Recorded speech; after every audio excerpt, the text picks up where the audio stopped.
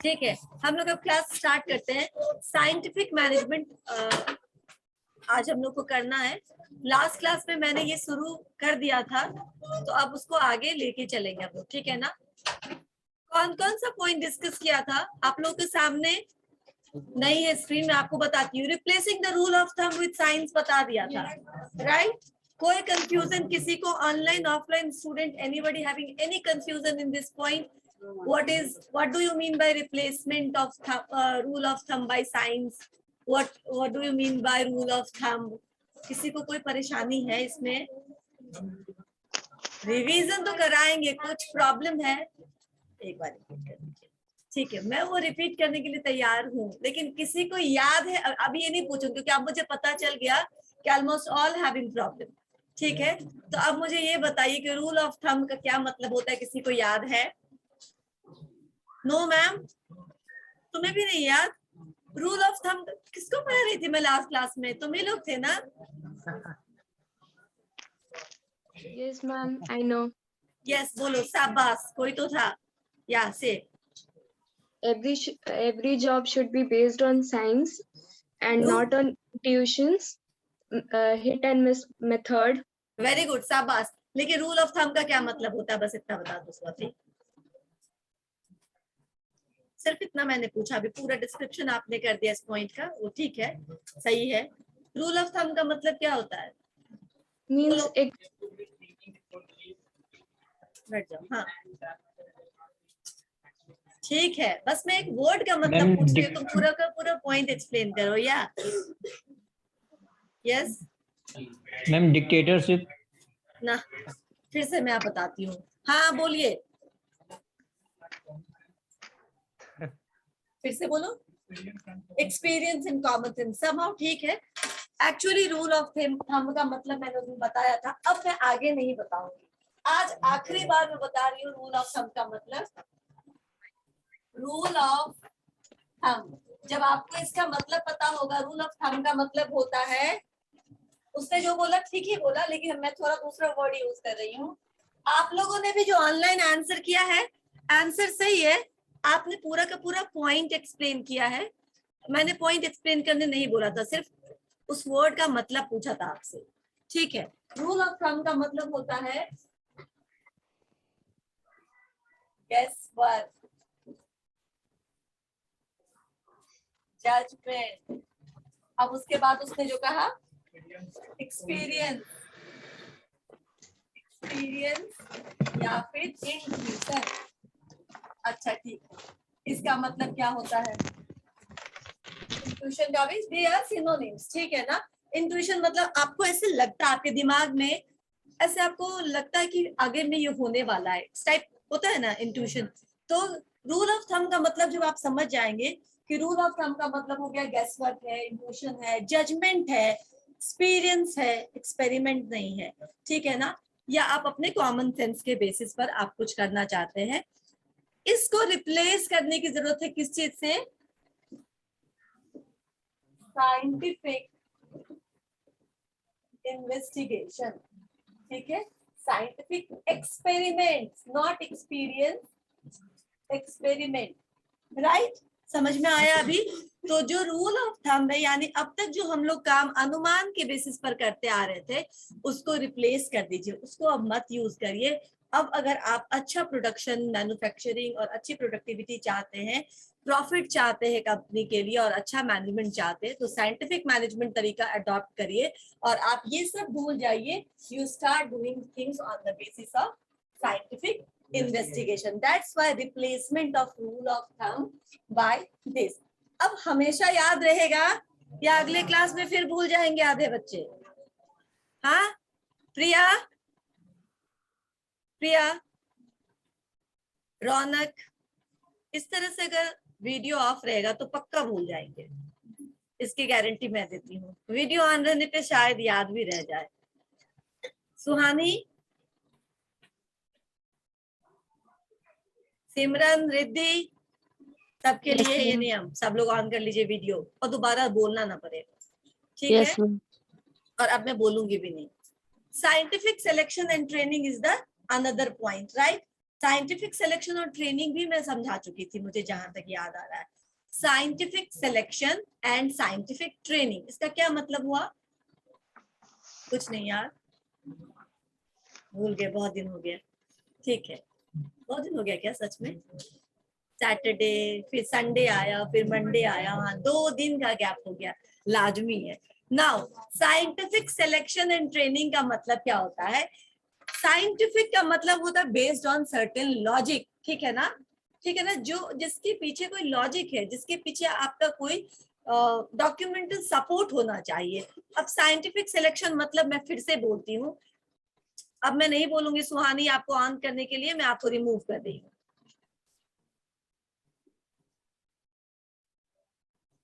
ठीक है, सिमरन को भी नहीं बोलूंगी तुम ऑन करो, अब तुम आराम से जिस काम में बिजी हो तुम वही करो। And anybody else?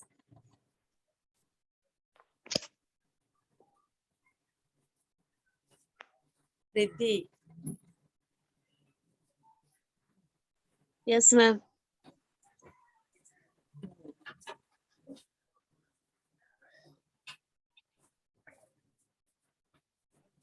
ओके ठीक है, अब मैं वापस आती हूँ। Scientific selection and training of workers का क्या मतलब होता है?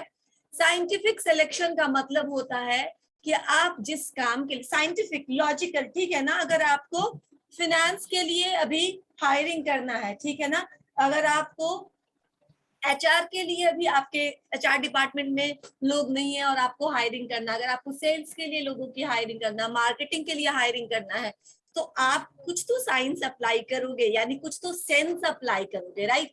किस बेसिस पर चुनेंगे? जिनका उस क्षेत्र में पहले से एक्सपीरियंस है, या फिर जो उस क्षेत्र का स्टडी करके, डिप्लोमा डिग्री है, मास्टर्स डिग्री है, बीबीए है, एमबीए, कोई स्पेशलाइज्ड कोर्स करके आए हैं, कुछ प्रोफेशनल है, या फिर कोई ऐसा काम करके आए हैं जिससे उनको उस काम के बारे में सारी टेक्निकल चीजें नॉर्मली पता होती है, राइट? तो ये क्या हुआ? Scientific selection. अगर हम ऐसे ही किसी को हायर कर ले और उसको हमको हायर कर ले, ठीक है ना, और बीसीए के बच्चों को बोले पढ़ाने के लिए, तो क्या वो हायरिंग लॉजिकल होगा, सेंसिबल होगा? This is not scientific, right? क्योंकि I am not suitable for that place. तो एवरी पर्सन, ठीक है ना, हर एक आदमी इस दुनिया में किसी एक काम में बहुत अच्छा होता है। May be is good in so many things, ठीक है ना, हो सकता है कि वो और भी बहुत सारी चीजों में अच्छा हो, लेकिन किसी एक काम में वो बहुत अच्छा होगा। जिस काम में उसकी कॉम्पिटेंसी है, उस काम के लिए उसका सिलेक्शन करो, क्योंकि वो वहां के लिए बहुत अच्छा हो सकता है, आपका बहुत सारा कॉस्ट सेव कर सकता है। कैसे कॉस्ट सेव कर सकता है?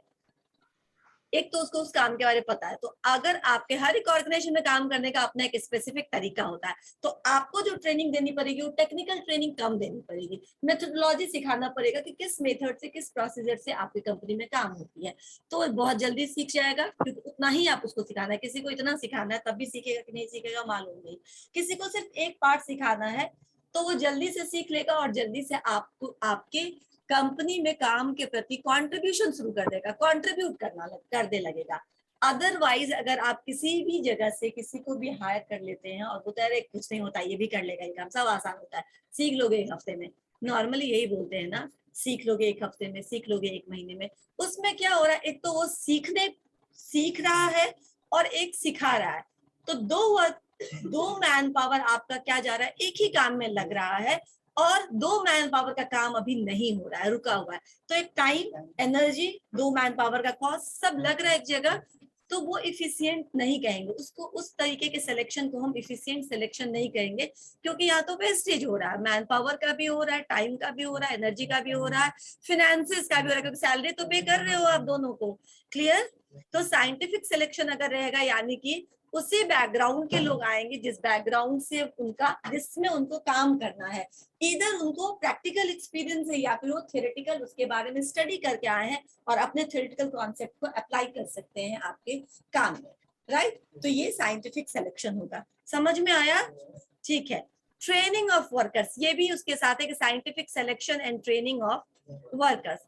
तो साइंटिफिक सिलेक्शन तो तुम लोगों को समझ में आ गया कि आप उसी बेसिस, उसी बैकग्राउंड, उसी स्किल सेट के लोगों को हायर करिए जिस काम के लिए आपको हायरिंग करना है या रिक्रूटमेंट करना है, राइट। लेकिन अब साइंटिफिक ट्रेनिंग की भी बात कर रहे हैं हम, तो साइंटिफिक सिलेक्शन आधा लॉजिक हुआ, ठीक है ना। आधा क्या हुआ कि आपने मार्केट से, सोसाइटी से वैसे लोगों को पिक कर लिया जो आपके लिए टैलेंट पूल का काम कर सकता है, जो आपके लिए आपका जो भी रिक्वायरमेंट है उसको फुलफिल करने के लिए स्किल्ड है, राइट। लेकिन we know that the technology, the machinery, the things keep on changing with time, right? समय के साथ टेक्नोलॉजी बदल जाता है, समय के साथ जो मशीन पे काम करने का तरीका वो बदल जाता है, समय के साथ टैक्सेशन पॉलिसी बदल गया, जीएसटी आ गया, पहले कुछ और था।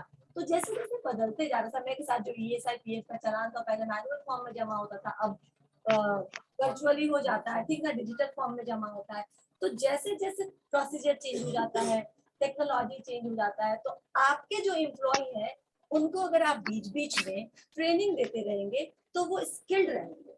जैसे आपने उनको मार्केट से स्किल्ड के रूप में सिलेक्शन किया था, वैसे वो देखिए skilled through out the tenure, right. लेकिन अगर आप उनको ट्रेनिंग नहीं दोगे तो क्या कर रहे हैं आप, मार्केट से तो आप स्किल पढ़ाया सीखा सिखाया लोग ला रहे हैं, लेकिन अपने कंपनी में लाकर उन्होंने डंप कर दिया, ठीक है, एक ही चीज करो, एक ही काम करो। अब उसको दिमाग ही नहीं चलता कि यार दूसरा बदल गया, नहीं हम कैसे करें।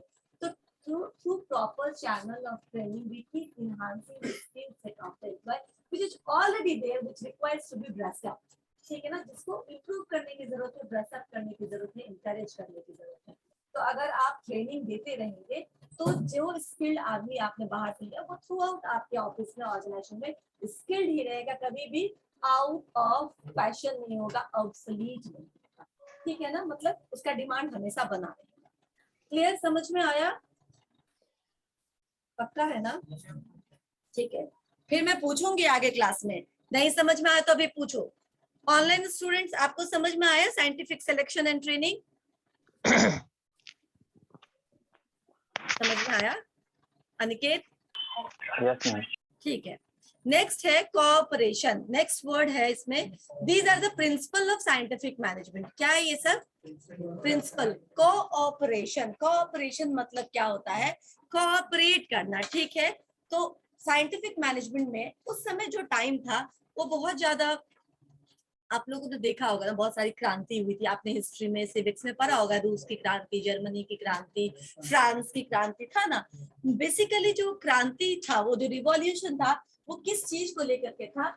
इक्वालिटी को लेकर के था। कैपिटलिस्ट के बीच में और जो लेबर क्लास है उनके बीच में क्लैश होता रहता था, बिकॉज दोनों का अप्रोच अलग था। कैपिटलिस्ट सोचते थे कि हम क्या है, सर्वे सर्वा, ऑल इन ऑल, हम ही सब कुछ प्रोवाइड कराते हैं लोगों को, हम ही है मास्टर ऑफ ऑल रिसोर्सेज, ठीक है। तो जब तक हम रिसोर्सेज देंगे नहीं, प्रोडक्शन होगा नहीं, काम होगा कैसे? तो they think like that.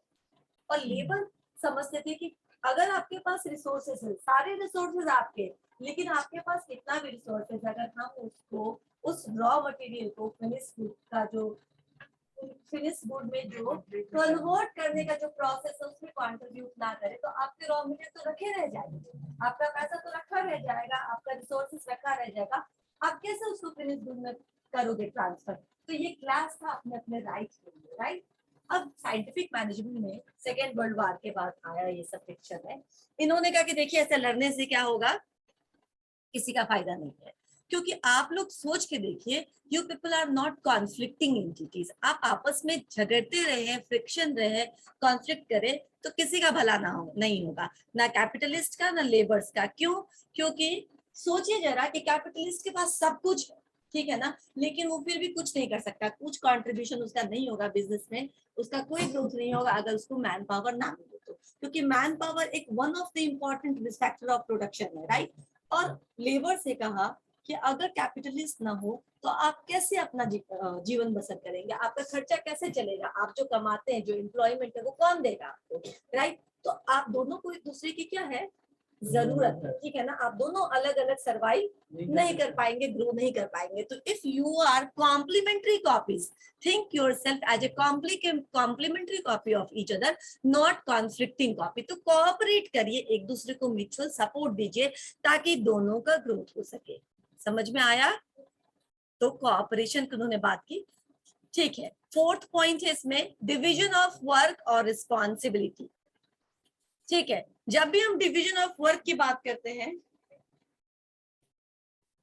Division of work की बात करते हैं, तो सबसे पहले क्या करते हैं, इसमें जो भी काम है, सबसे पहले तो काम, division of work actually 2 part का डिवीजन है, तुम देख लो। जो भी काम है, कोई भी काम होता है कॉम्प्लेक्स फॉर्म में होता है, ठीक है ना, मतलब आपको उसको छोटे छोटे काम में ब्रेक डाउन करना पड़ता है, तभी जाकर के आपका वो पूरा काम खत्म होता है, राइट।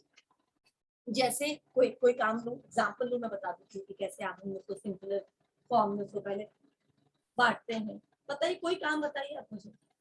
मैम घर बनाने में। ये तो बहुत ही भारी काम है। हाँ, प्रेजेंटेशन तुम्हें देना, कर। अब पूरा पढ़ाई को छोड़ दो, इसका प्रेजेंटेशन एक पार्ट बोला, पढ़ाई का एक ही पार्ट है प्रेजेंटेशन। अब प्रेजेंटेशन के भी कई पार्ट हो सकते हैं, जैसे पहले टॉपिक डिसाइड करना, ठीक है, फिर पीपीटी बनाना, ठीक है, उसके बाद उसको प्रेजेंट करना, तो उसके लिए प्रैक्टिस करना, कम से कम 3 पार्ट में तो उसको बांट ही सकते हैं, ठीक है ना। टॉपिक डिसाइड करो, मटेरियल जब कलेक्ट करो, अगर आपको डायग्राम वगैरह डालना है तो डायग्राम वगैरह गूगल करना पड़ेगा कि कौन सा यहाँ पे सूट कर रहा है, तो आप वो डायग्राम वगैरह गूगल करके बनाएंगे तो एक अच्छा पीपीटी बनेगा। उसके बाद आपको प्रैक्टिस करना है, फाइनली आपको प्रेजेंट करना है। प्रेजेंटेशन से पहले भी आपको सेटअप तैयार करना है, ठीक है ना, सब कुछ लगाना है, सब कुछ करना है, एंड देन फाइनली आपका प्रेजेंटेशन कंप्लीट होता है जब आप पूरा का पूरा अपना स्लाइड पढ़ लेते हो, प्रेजेंट कर देते हो, राइट। तो आपका तो हो गया ना 3-4, तो एक सिंपल सा काम है, प्रेजेंटेशन में 3-4 पार्ट हो गए। तो प्रेजेंटेशन अगर इंडिविजुअल है तो फिर भी आपको मालूम है कि हमको इंडिविजुअली ही सब कुछ करना है, लेकिन अगर ग्रुप प्रेजेंटेशन है तो और प्रॉब्लम है, क्योंकि ग्रुप प्रेजेंटेशन में तो डिविजन ऑफ टास्क करेंगे हम, है ना, डिविजन ऑफ टास्क करेंगे, क्या करेंगे, ठीक है। ग्रुप प्रेजेंटेशन में थोड़ा प्रेजेंटेशन का कंटेंट भी थोड़ा ज्यादा होगा, ठीक है ना, तो 2-3 पार्ट ले लिया, ये पार्ट तुम तैयार करो, ये पार्ट तुम तैयार करो, ये पार्ट तुम तैयार करो, ये मैं इंट्रोड्यूस कराऊंगा, उसके बाद मैं शुरू का थोड़ा सा पढ़ूंगा, उसके बाद कोई दूसरा आएगा, तो हम ऐसे बांट लेते हैं, जैसे जो मेजर कंटेंट है उसको दे देते हैं डिलीवर करने के लिए, जो ज्यादा अच्छे से डिलीवर कर सकता है, बनाने के लिए उसको दे सकते हैं जो डिजिटली ज्यादा एडवांस है, ज्यादा उसका स्किल्ड है उसमें, ठीक है ना, ज्यादा अच्छा से वो क्या बना सकता है, अच्छा प्रेजेंटेशन बना के, अच्छा एनिमेशन इफेक्ट डाल करके सुंदर प्रेजेंटेशन क्रिएट कर सकता है। आपने क्या किया, एक टास्क को पहले टास्क को डिवाइड किया, क्या किया आपने, पहले टास्क को डिवाइड किया ना, यानी प्रेजेंटेशन का जो काम है उसमें content collection, animation, slide making और देन प्रेजेंटेशन, राइट, वो आया आपका 4 काम। उसके बाद आपने क्या किया, उस टास्क को पहले छोटा छोटा बांट लिया, एंड देन जो आपके ग्रुप मेंबर्स, उन ग्रुप मेंबर्स को बोल दिया तुम्हारा बहुत अच्छा बनता है स्लाइड, ठीक है ना, तुम डालो इसमें क्या क्या इफेक्ट डालना है, तुम बनाओ स्लाइड।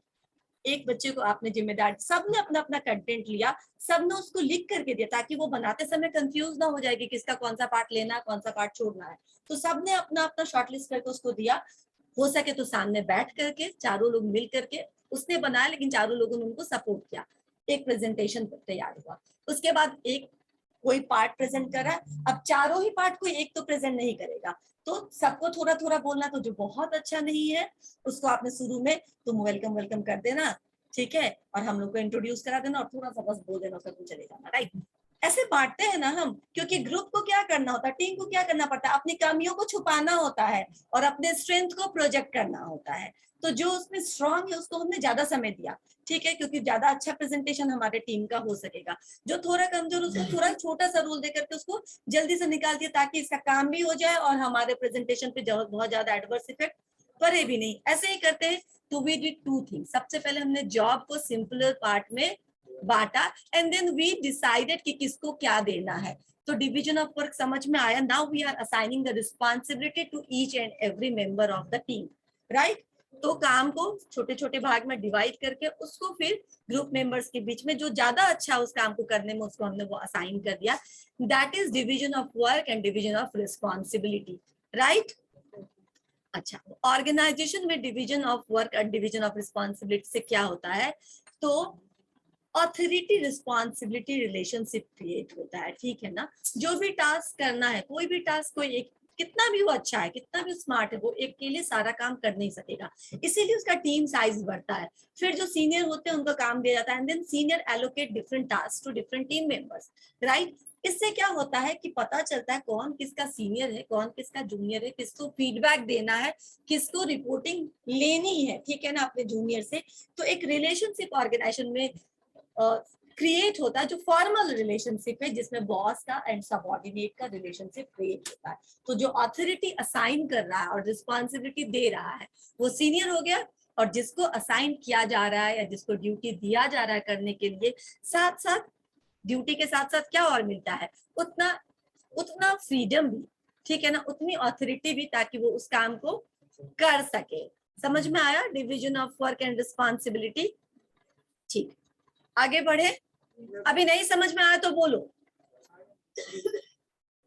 ठीक, लास्ट है मैक्स, या नहीं समझ में आया? ठीक है, डिवीजन ऑफ वर्क मैं समझाती हूँ आपको फिर से, एक सेकेंड। ठीक है, नहीं समझ में आया कोई बात नहीं, मैं आपको बताती हूँ। जैसे सिंपल वर्ड में समझो, तुम्हारे घर, या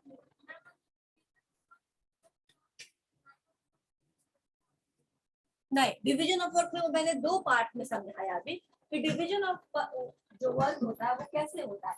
आपके घर में कभी पूजा वगैरह होता है ना, तो पूजा एक काम है, एक ही काम है पूजा करना, लेकिन हम कैसे डिवाइड करते हैं? तो आप किसी को रिस्पॉन्सिबिलिटी देते हैं,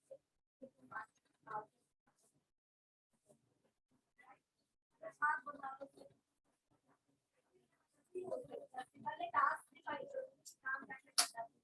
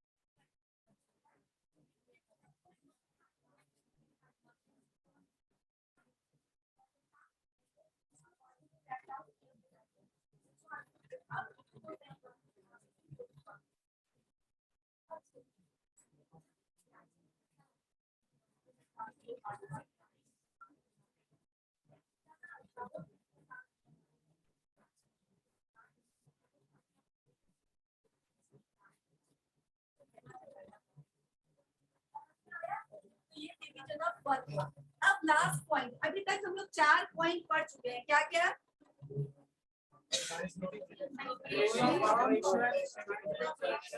पहला ये replacement of rule of thumb, फिर साइंटिफिक सिलेक्शन एंड ट्रेनिंग, मत भूलना, ठीक है। उसके बाद कोऑपरेशन, कोऑपरेशन के बाद हैंड राइटिंग मैं ऐसे ही लिख रही हूँ, और डिवीजन ऑफ वर्क और responsibility, division of work, responsibility, ठीक है। And last one is maximum output. अब मैक्सिमम आउटपुट, इतना सब जो आपको करना है, scientific selection, scientific training, scientific ये रूल ऑफ थंब का रिप्लेसमेंट या फिर कोऑपरेशन डिवीजन, क्यों करना है? Maximise output and minimise on wastage, यानी कि वेस्टेज को आप मिनिमाइज करिए और आउटपुट को मैक्सिमाइज करने के लिए इतना सब कुछ लेबर एंड मैनेजमेंट के बीच में म्यूचुअल एफर्ट लगाया जाता है, प्रोडक्शन को इंक्रीज किया जाता है। और continuous process of production is always continuous process. अभी बना लिए और 4 महीना कंपनी को बंद कर दो तो क्या होगा? आपकी जो आपका जो एक्सपेंडिचर है, आपने जो इतना कुछ एक्सपेंसेस किया है, किराया दे रहे हैं, इलेक्ट्रिसिटी बिल दे रहे हैं, मशीन को खर्च, वो सब वेस्ट हो जाएगा ना, डेप्रिसिएट होता जाएगा। तो keep it continuous production process, जिस तरह से डिमांड है उस तरीके से ही, कम या ज्यादा, लेकिन आप कॉन्टिन्यूअस प्रोडक्शन करिए, तभी आपका इकोनॉमी ऑफ स्केल बना रहेगा। राइट, समझ में आया? तो प्रॉफिट को बढ़ाने के लिए आपको क्या करना पड़ेगा? आउटपुट को इम्प्रूव करना पड़ेगा, जो फाइनल प्रोडक्ट है या प्रोडक्शन आउटकम है उसको बढ़ाना होगा, और जो वेस्टेज है उसको कंट्रोल करना पड़ेगा। आप इसमें कर क्या सकते हैं? When you have done the maximum output, ठीक है ना, जब आपका आउटपुट बढ़ गया है तो आप अच्छी खासी सैलरी देकर के भी एम्प्लॉय को, जो कंट्रीब्यूटर्स हैं, उनके साथ अपना प्रॉफिट शेयर करने के बाद भी आपको एक अच्छा प्रॉफिट मिलता है, ठीक है ना, क्योंकि आपने वेस्टेज को कंट्रोल किया है। ये these are the 5 principles of scientific management. क्या क्या है 5 प्रिंसिपल्स ऑफ साइंटिफिक मैनेजमेंट? अरे ऑनलाइन स्टूडेंट में मैं किसी को देख ही नहीं रही हूँ, एक का छोटा सा बस सर दिख रहा है। हाँ, ऐसे रहो बिल्कुल। कोई खिड़की दिखा रहा है, कोई छत दिखा रहा है, कुछ समझ में नहीं आ रहा मुझे। ओके, ठीक है अंकित, ऑन करिए। ठीक है, मैंने बोला कि क्या क्या 5 प्रिंसिपल हैं। ऑनलाइन स्टूडेंट पहले आप लोग बताइए, what are the 5 principles of scientific management? कौन बता सकता है, बताओ।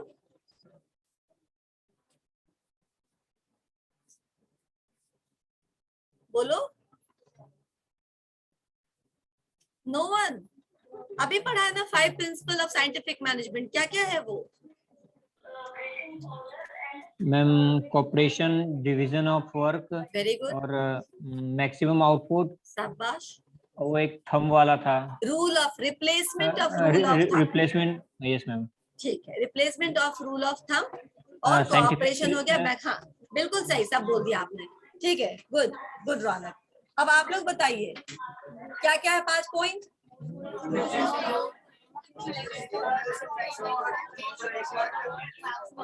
ऐसे तो कुछ समझ में नहीं आएगा, एक बोलो। चलो तुम बोलो, नाम बताओ पहले अपना। हर्ष, बताइए आप। Replacement of rule of thumb, very good, शाबाश, बिल्कुल सही। यही 5 पॉइंट है प्रिंसिपल ऑफ मैनेजमेंट के। अब मैं आपको इसके टेक्निक्स भी बता देती हूँ, क्योंकि उन्होंने 5 प्रिंसिपल दिए थे। That's why he is known as father of scientific management, क्योंकि उन्होंने आपको 5 तो पहले प्रिंसिपल दिए, सिद्धांत दिए कि कैसे साइंटिफिक मैनेजमेंट हो सकता है। Now he also gave you different techniques कि आप क्या क्या टेक्निक यूज करिए जिससे आपको ये 5 इंप्लीमेंट करने में आसानी होगी। तो सबसे पहले उन्होंने कहा था फंक्शनल फोरमैनशिप। फंक्शनल फोरमैनशिप कहीं ना कहीं साइंटिफिक सिलेक्शन एंड ट्रेनिंग से रिलेटेड है, ठीक है। जब whenever we talk about functional, function मतलब काम, ठीक है ना। ऑर्गेनाइजेशन में अगर हम फंक्शनल डिपार्टमेंट की बात करें तो कौन कौन सा नॉर्मल जो आपको मालूम है क्या क्या है? फंक्शन के बेसिस पर जब हम काम का बंटवारा करते हैं तो,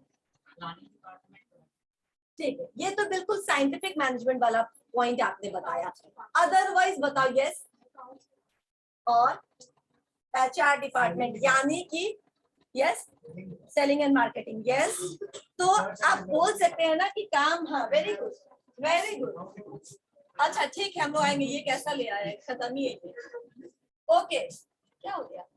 फंक्शन के बेसिस पर अगर हम नॉर्मली देखें, ठीक है ना, बहुत सिंपल ऑर्गेनाइजेशन है, तो भी उसमें फिनेंस होगा, ठीक है, एचआर डिपार्टमेंट होगा, मार्केटिंग एंड सेलिंग को क्लब भी कर सकते हैं हम और अलग भी कर सकते हैं। मार्केटिंग एंड सेल्स कर सकते हैं, आईटी डिपार्टमेंट कर सकते हैं, अकाउंट्स हो गया, फिनेंस के अंदर आ गया, परचेज डिपार्टमेंट होगा एंड प्रोडक्शन डिपार्टमेंट होगा, ठीक है ना। अगर वो मैन्युफैक्चरिंग यूनिट है तो प्रोडक्शन होगा, नहीं तो नहीं, राइट। कौन सा? इन्वेंट्री। अभी मैं आती हूँ उस पे। अभी मैंने आपको बोला कि कम से कम सिंपलेस्ट फॉर्म ऑफ डिपार्टमेंट तो भी आपको HR, finance, marketing, IT, purchase ये सब मिल जाएगा। अब आप स्टॉक वगैरह होगा, क्यों नहीं होगा? जहां पे मैन्युफैक्चरिंग हो रही है वहां रॉ मटेरियल का भी स्टॉक रखा जा रहा है, फिनिश्ड गुड्स का भी स्टॉक रखा जा रहा है। तो दीज आप जितना जैसे जैसे वो कॉम्प्लेक्स ऑर्गेनाइजेशन होता जाएगा, ग्रोइंग ऑर्गेनाइजेशन होता जाएगा, वैसे वैसे डिपार्टमेंट्स भी बढ़ते जाएंगे। आपने किसी ने कहा R&D डिपार्टमेंट, बिल्कुल सही है। R&D डिपार्टमेंट भी होता है जो नए नए तरीके, नए नए प्रोडक्ट को रिसर्च करके लाते रहता है और इंट्रोड्यूस कराते रहता है। लेकिन अब मैं उसके पॉइंट पे आती हूँ कि साइंटिफिक मैनेजमेंट में FW टेलर ने 2 ही डिपार्टमेंट की बात की थी, ठीक है। फंक्शंस के बेसिस पर स्पेशलाइजेशन, मतलब हो गया, इसको मिटा देते हैं।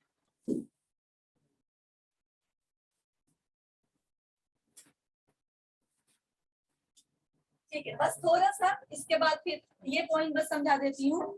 ये दीज आर द प्रिंसिपल जो हम लोगों ने अभी पढ़ा। अब हम लोग पढ़ रहे हैं techniques, techniques of scientific management. इसमें पहला पॉइंट है फंक्शनल फोरमैनशिप। Functional foremanship. अच्छा, ये फोरमैन का मतलब होता है नॉर्मली सुपरवाइजर, जिसको हम लोग सुपरवाइजर मैम, बोलते हैं ना। सुपरवाइजर यानी जो अपने नीचे जो जो अपना ग्रुप ऑफ टीम है वर्कर उसको को लीड सुपरवाइज करता करता है, हो। गाइड करता है। जो अगुवा है यानी वर्कर्स के ठीक ऊपर जो इंस्ट्रक्शंस दे रहा है, जो उनको समझा रहा है। तो फंक्शनल फोरमैनशिप का मतलब हुआ काम के बेसिस पर। फोरमैनशिप मतलब एक्सपर्ट्स, सुपरवाइजर, इनका चयन किसके बेसिस पर? उनके काम के एक्सपर्टाइज के बेसिस पर, राइट। अब दो डिपार्टमेंट की, सही कहा उसने, बात की थी एफ.डब्ल्यू. टेलर ने। एक इंपॉर्टेंट डिपार्टमेंट उन्होंने कहा प्लानिंग, क्योंकि planning is the advance scientific है कि आप प्लानिंग पहले कर लीजिए। तो एक प्लानिंग डिपार्टमेंट हो गया और दूसरा प्रोडक्शन या ऑपरेशन, दोनों ही सेम है। प्रोडक्शन या ऑपरेशन डिपार्टमेंट हो गया। प्लानिंग डिपार्टमेंट में 4 अलग अलग एक्सपर्ट्स उन्होंने बताए कि 4 एक्सपर्ट्स होते हैं प्लानिंग डिपार्टमेंट में। पता नहीं है। और ये प्लानिंग हो गया और दूसरा ऑपरेशन, ऑपरेशन डिपार्टमेंट। इसमें भी 4 उन्होंने बताया कि 4 हेड हैं और इसमें भी 4 हेड होने चाहिए। कैसे? एक भी हो सकता है, राइट, एक भी प्लानिंग मैनेजर करके हो सकता है जो सारा काम करता है, लेकिन उन्होंने कहा नहीं, एक ही आदमी सारा काम नहीं कर पाएगा, इसके अंदर भी बहुत सारे काम होंगे, ठीक है ना। डिवीजन ऑफ वर्क, प्लानिंग के अंदर भी बहुत सारे काम होंगे, तो आप काम को डिवाइड कर दीजिए और अलग अलग काम पे अलग अलग एक्सपर्ट्स को रखिए, राइट। ऑपरेशन में भी division of work and then अलग अलग लेवल पे अलग अलग एक्सपर्ट्स को रखिए।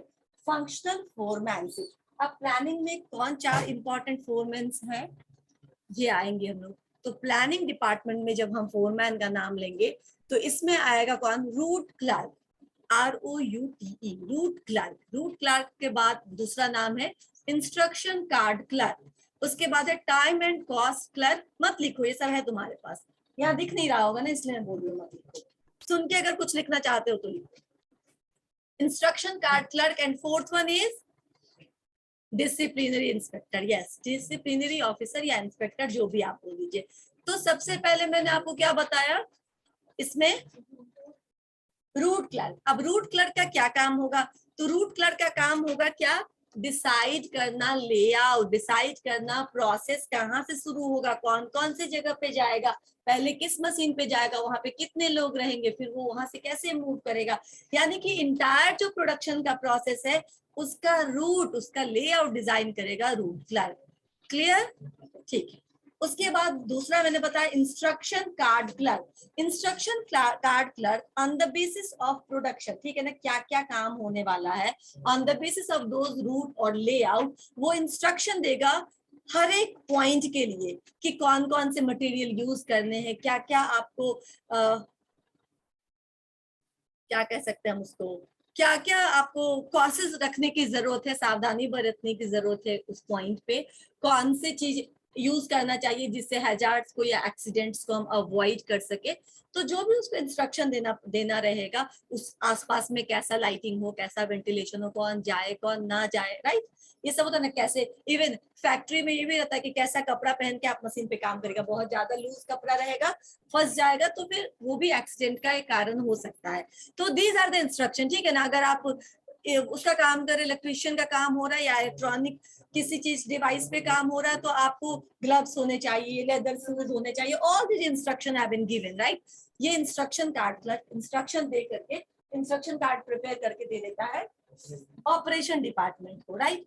तो उनका वो काम हो गया। अब तीसरा मैंने क्या बताया था? Time and cost clerk. Time and cost clerk का क्या काम होता है? टाइम डिसाइड करना, एक प्रोसेस कितने देर तक चलेगा, कौन से प्रोसेस खत्म होने के बाद फिर शेड्यूल दूसरा प्रोसेस शुरू होगा, तो टाइम डिसाइड करके बताना कि इतने देर में आपको ये प्रोसेस को खत्म कर लेना है और हमारा दूसरा शेड्यूलिंग हो चुका है। जैसे आपका एग्जाम होता है ना, आपका एग्जाम फर्स्ट शिफ्ट हो गया, फिर सेकंड शिफ्ट होगा, बीच में थोड़ा सा गैप दिया जाता है ताकि हम फिर से अरेंज कर सके और दूसरा शिफ्ट। ऐसे ही शिफ्ट बाय शेड्यूल प्रिपेयर किया जाता है इसका प्रोडक्शन प्रोसेस का भी, right. And then finally last जो पॉइंट था वो क्या था, डिसिप्लिनरी ऑफिसर। वो डिसिप्लिन देखेगा कि throughout the organization, throughout the planning department कैसे डिसिप्लिन मेंटेन है या नहीं है, क्योंकि अगर इनडिसिप्लिन रहेगा तो कोई भी काम नहीं हो पाएगा, कोई किसी की बात सुनेगा ही नहीं, फॉलो ही नहीं करेगा, तो ऑब्वियसली प्रोसेस समय पे नहीं खत्म हो पाएगा। ये सब तो हमने फंक्शनल डिपार्टमेंट में, प्लानिंग डिपार्टमेंट की बात की। ऐसे ही ऑपरेशन डिपार्टमेंट में भी 4 एक्सपर्ट्स हैं, जिसको हम speed boss, gang boss, speed boss, gang boss और 2 नाम है, repair and maintenance boss, and finally इसमें है क्वालिटी इंस्पेक्टर। वहां पे डिसिप्लिनरी ऑफिसर मैंने बोला था, यहाँ पे क्वालिटी इंस्पेक्टर बोल रही हूँ। मैं जल्दी जल्दी समझा देती हूँ कि क्या होता है। ये स्पीड बॉस इज स्पीड, यानी जो एवरेज स्पीड है किसी भी मशीन का, टूल का, इंस्ट्रूमेंट का और ह्यूमन रिसोर्सेज का एवरेज स्पीड वो है कि नहीं, क्या वो ठीक से काम कर रहा है, या वो बीमार हो गया, या वो ठीक नहीं है, या वो डीमोटिवेटेड है, फाइंड आउट कर सकते हैं। ह्यूमन रिसोर्सेज का भी स्पीड कभी कभी क्या होता है, नॉट फीलिंग गुड और काम नहीं कर पाते वो, तो क्या वजह है, कोई हेल्थ इशू है या कोई दूसरा वजह या स्ट्रेस है, ठीक है ना, whatever be the reason, आप उसको फाइंड आउट करके रिमूव करने की कोशिश करिए, ताकि जो आपका टाइम शेड्यूल फिक्स किया गया उसको आप कवर अप कर सके। साथ ही मशीन का स्पीड भी चेक करिए कि मशीन क्या आपने नॉर्मल एवरेज स्पीड से काम कर रही है, या उसको रिपेयर या मेंटेनेंस की जरूरत है, या रिप्लेसमेंट की जरूरत है, ठीक है। ये सारा चेक करेगा स्पीड बॉस। उसके बाद आएगा कौन, रिपेयर एंड मेंटेनेंस बॉस। ये रिपेयर एंड मेंटेनेंस बॉस का काम भी है हर चीज को रिपेयर करके रखना। क्यों, क्योंकि during the process of production कुछ ब्रेकआउट नहीं होना चाहिए, कुछ ब्रेकडाउन नहीं होना चाहिए, नहीं तो इससे क्या होगा, आपका पूरा प्रोसेस रुक जाएगा, उस पॉइंट पे जाके डिले होने लगेगा, उस पॉइंट पे जाके आप फिक्स करेंगे तो इतने सारे लोग रुके हुए हैं क्योंकि प्रोसेस रुक गया है, सारे लोगों का टाइम वेस्ट हो रहा है, सारी एनर्जी वेस्ट हो रही है। समझ में आ रहा है वेस्टेज को कितना कंट्रोल करना है, कि उस समय कुछ भी ठीक करने के लिए मत रखिए, एक दिन पहले आप सारा कुछ कर दीजिए, ठीक है ना। आपके एग्जाम के बीच में हम लोग सिटिंग अरेंजमेंट करने लगे तो कितना दिक्कत होगा आप लोगों को, ठीक है ना। 2 घंटा का आधा घंटा ऐसे ही निकल जाएगा, आप लोग हंगामा शुरू कर देंगे, है ना। ये क्या तरीका, हम कहाँ एग्जाम दे, हमको टाइम देना पड़ेगा और टाइम देना पड़ेगा, और फिर दूसरा जो शिफ्ट में प्लान है वो भी उससे इम्पैक्ट पड़ेगा उसका। सेम वे तो रिपेयर एंड मेंटेनेंस का काम होता है कि सब कुछ को ठीक करके रखना, ताकि बीच में अगर कुछ रिमूव करना है तो आप पहले उसको हटा के नया रिप्लेस कर दीजिए। स्पीड बॉस इसमें उनकी हेल्प करता है, पहले से बता देता है कि these are the things which are faulty, you need to change it, you need to repair it, right. 2 हमने बोल दिया। इसके बाद गैंग बॉस एक बोला है ना, गैंग बॉस जैसे नाम से आपको पता चलता है ना कि गैंग बॉस यानी पूरे गैंग का बॉस, यानी पूरा टीम लीडर, ठीक है ना। टीम लीडर यानी जो लीड करेगा, पूरे प्रोडक्शन टीम को लीड करेगा एक तरह से, हर जगह जहां पे उसको जरूरत पड़ेगा, लीडरशिप, गाइडलाइन, सुपरविजन सब प्रोवाइड करने का काम होता है गैंग बॉस का। एंड फाइनली जो मैंने क्वालिटी इंस्पेक्टर बोला, वो क्वालिटी इंस्पेक्टर का क्या काम है, जो भी आपका प्रोडक्शन के बाद finish goods as a batch निकल कर आया है, you have to check that, ठीक है ना। आपको चेक करना है कि जो हमारा एक बेंचमार्क है, बेंचमार्क मतलब समझ में आता है ना, स्टैंडर्ड, ठीक है। स्टैंडर्ड किसी भी आइटम में एक स्टैंडर्ड होता है ना, कि इतना परसेंट ये हो सकता है, इससे ज्यादा होगा तो ये रिजेक्ट हो जाएगा, ठीक है ना। कितने फूड आर्टिकल्स में कुछ कुछ अलाउड होते हैं, although that is not good for health, लेकिन फिर भी वो होता है, लेकिन सर्टेन परसेंटेज तक, उससे ज्यादा होता है तो उसको हटा दिया जाता है, राइट। तो अब जैसे मैगी का एग्जांपल लो, लेड का जो लेवल था वो निकला था ना बीच में, कितना दिन तक उसको बैन करके कर दिया गया था, क्योंकि that is very harmful to health, तो उसके लिए उसको कितना ज्यादा नुकसान झेलना पड़ा, वापस से एक बार उसको ड्राइव करना पड़ा, फिर से मार्केट शेयर और मार्केट लाभ अचीव करने के लिए कितनी मेहनत करनी पड़ी। तो ऐसे ही होता है, जब बेंचमार्क आपका एक सेट होता है तो जितना भी बैच हो उसमें से तुम सैंपल उठाओगे, 10-20 एट रैंडम सैंपल आपने उठाया, रैंडम सैंपल को मैच कराया, अगर वो रैंडम सैंपल मैच कर रहा है बेंचमार्क से, देन इट्स ओके, ठीक है ना। फिर तो पूरा का पूरा बैच ओके है, ठीक है ना। लिखा रहता है क्वालिटी टेस्टेड, लिखा होता है बहुत सारे प्रोडक्ट पे, इवन जो हमारा एलपीजी आता है उस पर भी लिखा रहता है, राइट, टेस्टेड एंड वेरीफाइड। और जब तक ये टेस्टेड नहीं रहता मत लीजिए उसको, क्योंकि हो सकता है उसमें कुछ ना कुछ एक्सीडेंट हो सके, वो लीक करने लगेगा, कुछ प्रॉब्लम होगा, because that is not tested. तो जब ये टेस्ट इंस्पेक्टर जो होता है, क्वालिटी इंस्पेक्टर, जब इस बैच को ओके कर देता है, ओके टेस्टेड, दैट मीन्स कि सारा का बैच सही है, एज पर द स्टैंडर्ड है। और अगर वो नहीं टेस्ट होता है तो पूरा का पूरा बैच गया, गार्बेज हो जाता है, वो समझ लो वेस्टेज हो जाता है। इसीलिए क्वालिटी चेक करना जरूरी है, ठीक है। आज के लिए इतना ही। नेक्स्ट में हम बाकी के टेक्निक्स पढ़ेंगे। अभी मैं अटेंडेंस बना लेती हूँ। और अंकित एंड सभ्यता सोनी, आप दोनों का ऑफ है। अंकित ने अब ऑन कर लिया।